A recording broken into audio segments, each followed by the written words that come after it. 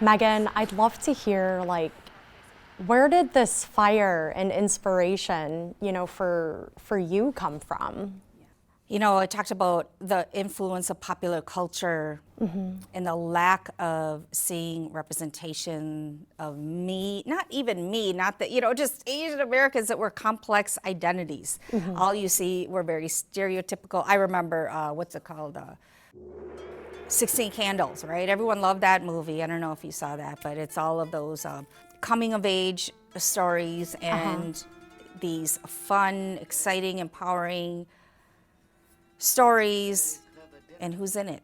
A caricature of Long Duk Dong, right? So you have these caricatures, these moments of ridicule, always within popular culture. And I remember going to the movies with some friends to see a slapstick comedy, which I was really against slapstick comedies. And I'm like, okay, let's just go. I'll find, reluctantly I went to it. And it was Wayne's World. Oh. And I sat in that theater empowered beyond belief for one of the first times. And it wasn't because of the movie. It wasn't because about these silly characters. It was because the main character was Tia Carrera, a beautiful, smart, intelligent Asian American woman. And that was like the first time I really saw that. And I actually presented, I did a presentation at a conference, and this student came up to me after the presentation. She said, oh my God, I felt the same way. And so it speaks to the ridiculous ways that we have to find our humanity through these ridiculous movies that are just insignificant to people.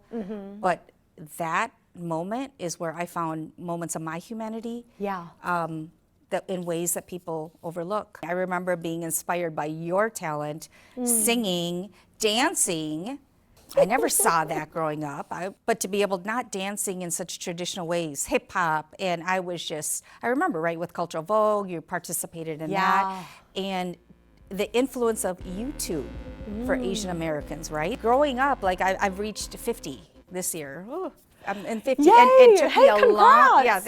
It took me a long time to see these positive representations. That in your age, it's like YouTube, the access to popular culture for Asian Americans is very different than when I grew up. And today, we're gonna bake you a cake. Man, where do I start with that? So, I remember watching Asian Americans like AJ Raphael, David Choi, Wong Fu Productions, before they blew up. They were all on YouTube, right? Because they were content creators, and it was before they were really well known. I think today, a lot of them have produced music albums, they tour on concerts, but back then it was just, singing, playing guitar, making music videos. And I thought, wow, that could be me. Like, I love singing. I want to be on YouTube. So I did create some YouTube videos. But I'm glad you bring that up, even though it's slightly embarrassing. But I'm glad you bring it up because I think while I was singing and learning how to dance, trying all these new hobbies and activities in undergrad, which is a time for you to explore yourself, right?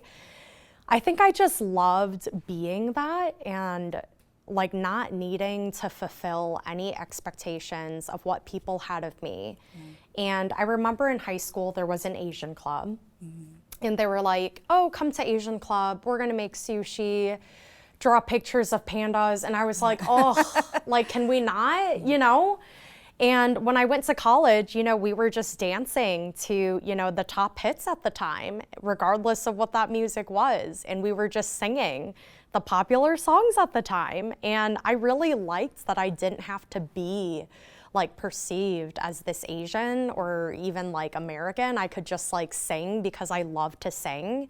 And I think that we're, as a society, shifting in that direction, which is nice because we shouldn't just talk about Asian American identity and culture during Asian Pacific American Heritage Month. We should be celebrating these things year round and just, enjoying and living our lives.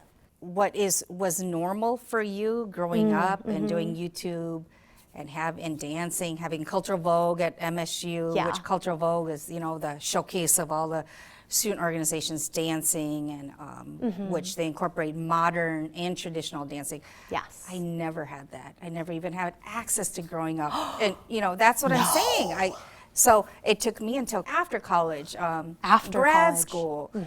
And so the access to Asian American culture through YouTube, through an increase, a little bit more of representation in TV, which still is not a lot, is more than I ever had, That's true.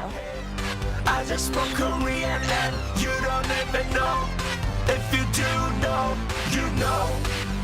We're free. You can find more at onedetroitpbs.org or subscribe to our social media channels and sign up for our One Detroit newsletter.